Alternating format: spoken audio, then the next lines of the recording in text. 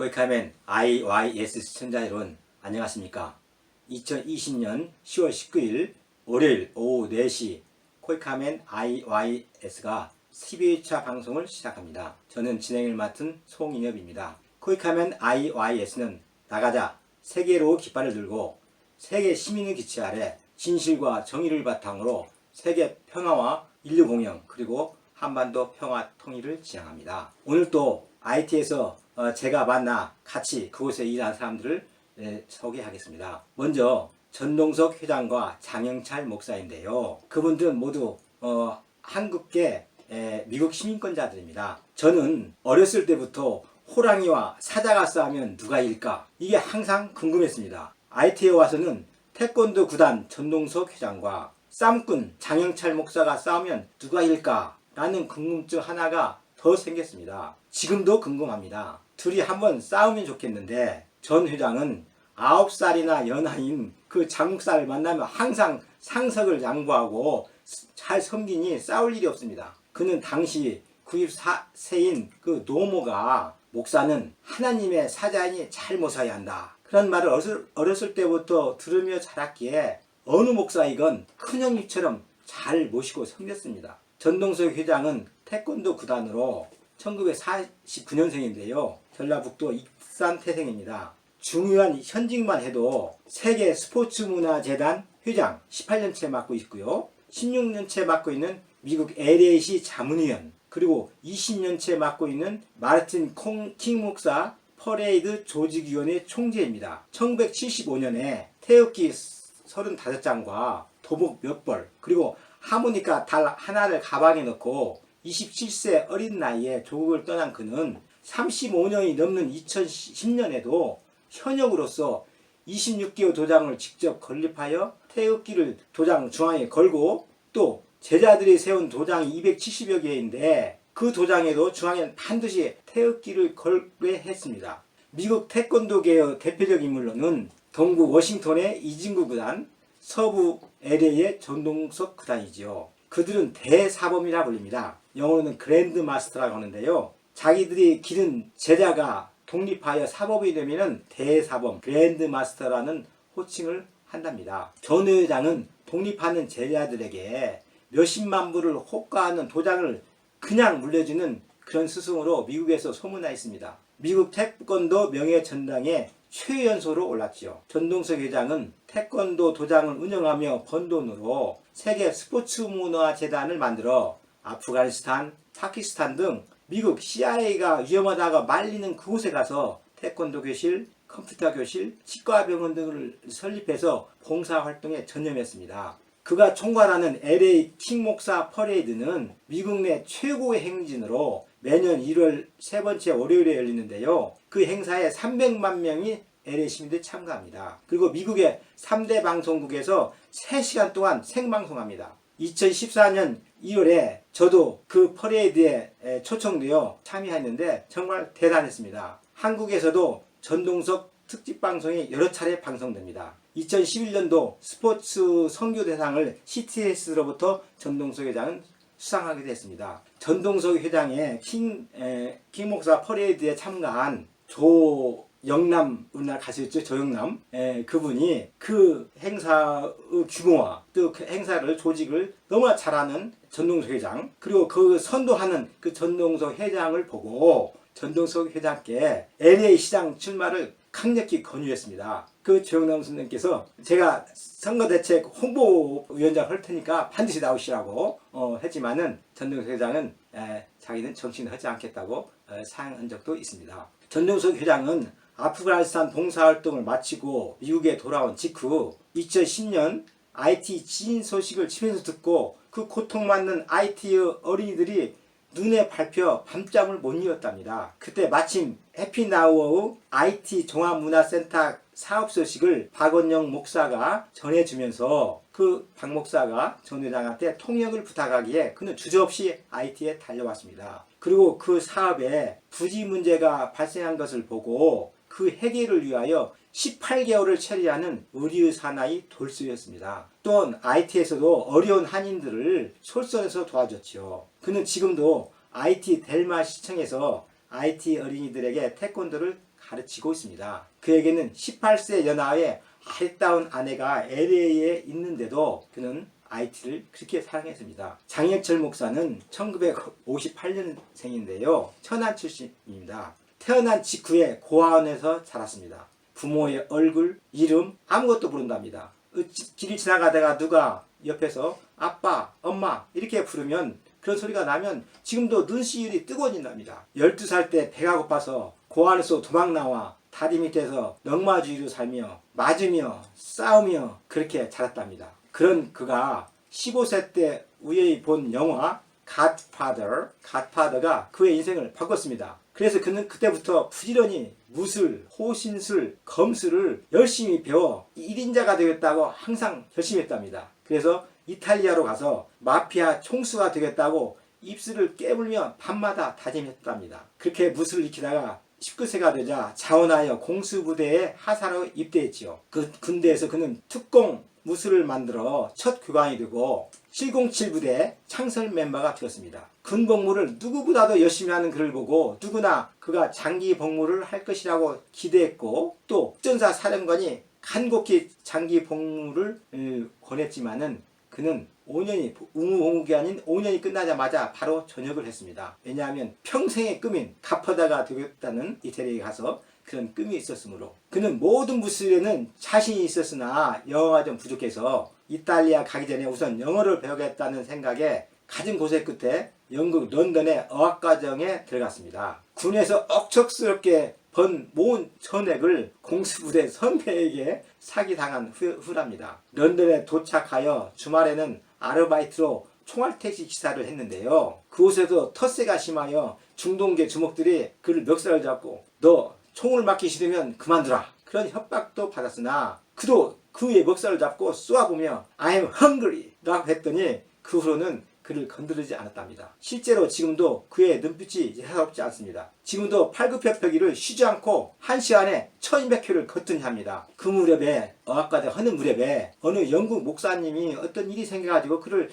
따뜻하게 안아주던 일이 있었고 그는 그분에게서 아버지를 처음으로 느꼈답니다. 결국 그는 그 목사님의 권유로 신학대학을 다니게 되었고 마피아 총수의 급을 접고 대신 목사 안수를 받았습니다. 미국으로 건너가 교도소를 돌며 재소자들에게 설교하고 그들의 친구가 되었습니다. 10세 연하의 미모의 교포처녀와 만나서 사랑하고 꿈같이 결혼하여 아들도 낳아서 데이비드라고 이름 짓고 신학대학에 보내겠다고 했습니다. 그리고 그는 누구보다도 행복하다고 했어요. 그럼 그가 시애틀에서 NGO BAG Bible and Gospel 이라는 뜻도 되고 또 하나 Back for the Hungry 배고픈 자에게 음식을 그런 NGO를 만들어서 교도소와 빈곤층을 파고들며 열심히 봉사하고 선교하고 있었습니다. 부인은 장 목사가 시도 때도 없이 데려오는 그 손님들 때문에 항상 밥상 차리게 바빴고요. 그때 IT 소식을 듣고 시애틀 시민들이 성금을 갖고 그 사람들 시애틀 시민들이 모금한 성금을 갖고 IT에 도착하여 초등학교를 건립하고 있었습니다. 또 도미니카에 거주하고 있는 김현철 선교사의 후원으로 고아원도 건설하고 있었습니다. 김현철 선교사는 기억하시는 분 알 거예요. 전 산미그룹 회장이었습니다. 하여튼 저는 그 초등학교와 고아원을 찾아가 장 목사와 수구를 취하고 학생들을 격려하기도 했습니다. 또한 한국 NGO인 국제 전문인 도시건축봉사단 좀 이름이 큰데요.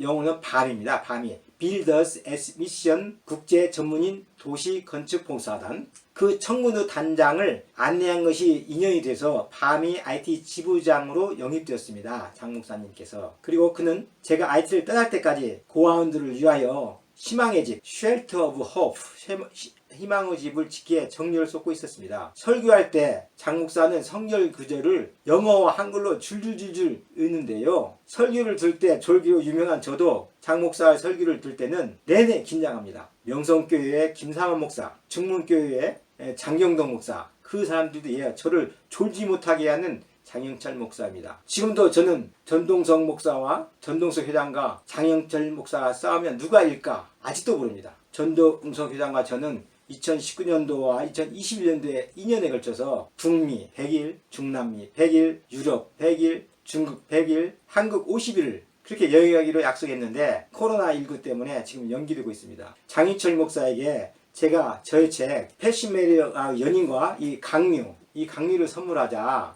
저에게 자기 이야기를 책으로 만들어라고 저에게 간곡히 부탁했습니다. 저는 그런 재주가 없으니 능력 있는 자가 장 목사 일대기를 영화나 책으로 만든다면은 그 제목만은 제가 지어주겠다고 하며 즉석에서 대부에서 대부로 From Godfather to Godfather가 어떠냐고 하니까 무릎을 치며 무척 좋아했습니다. 너무 자기 이야기와 어울린다고 하면서 앞에 Godfather는 마피아 대부로 어렸을 때 자기 인생의 목표를 뜻하는 것이고 뒤에 갓파더는 영국 목사의 사랑에 감화되어 목사가 된 뒤로 가난하고 소유된 고아들의 진짜 대부가 되고자 하는 자신의 인생과 너무나 닮은 게 아니냐고 하면서 좋아했습니다. 그는 그 제목을 너무 좋아하여 자기에 관한 영화나 책이 출간된 것처럼 기뻐했습니다. 전 회장님, 장 목사님, 호랑이와 사자가 싸우면 누가 이기나요? 좀 알려주세요. 모르시면 한번 붙어보세요. 그리고 장 목사님,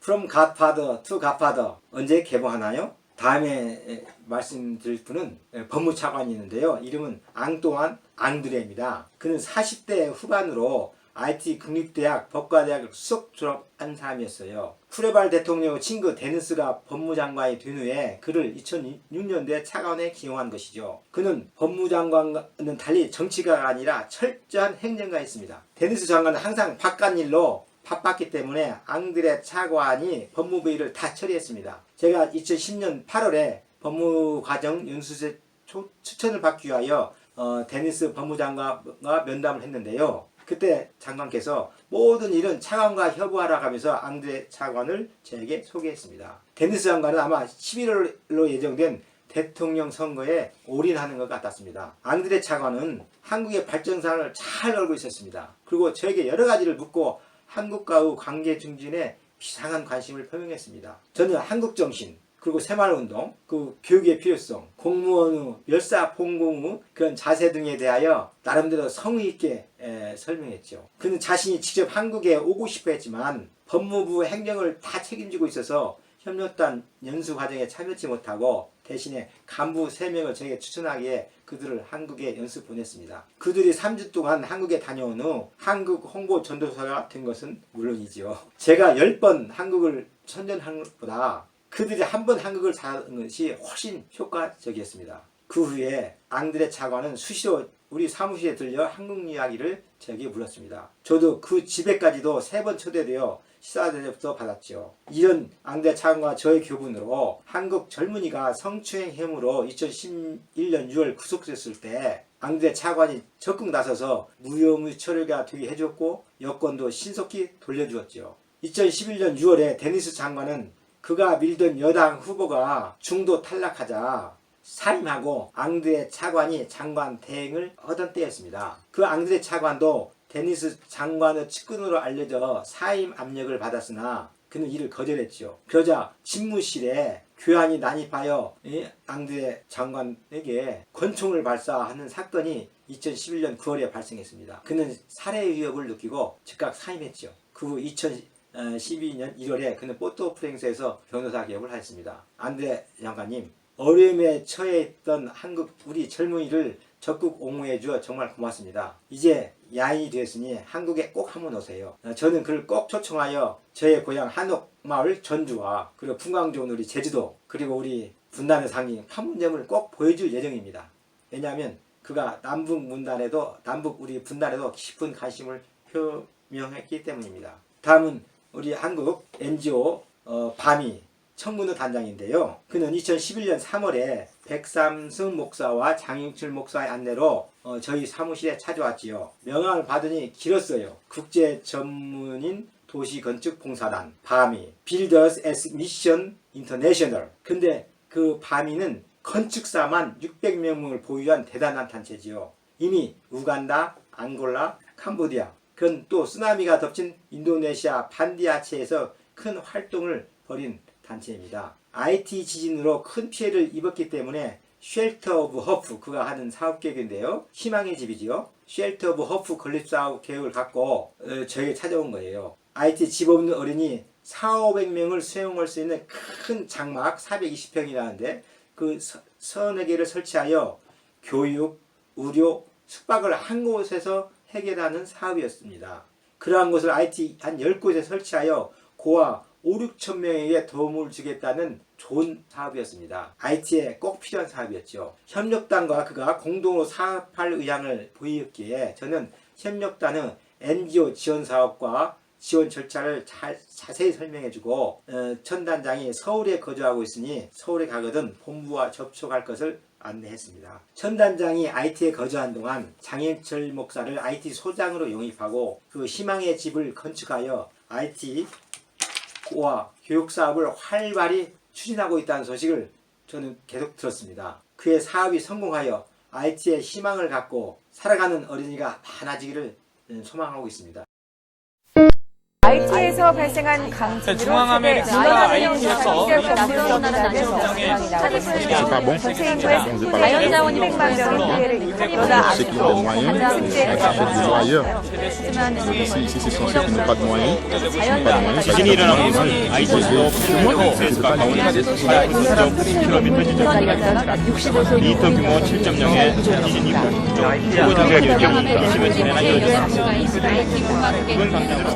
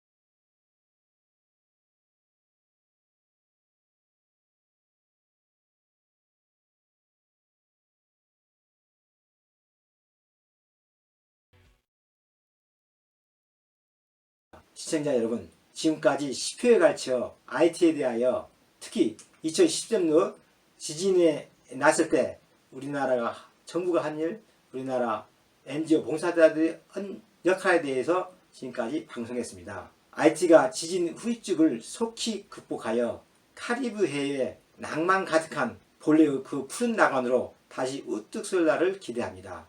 다음에는 두 번째 나라로 IT 이웃 나라인 도미니카로 떠나겠습니다. 그럼 목요일 4시에 여러분을 찾아뵙겠습니다. 시청해 주셔서 감사합니다.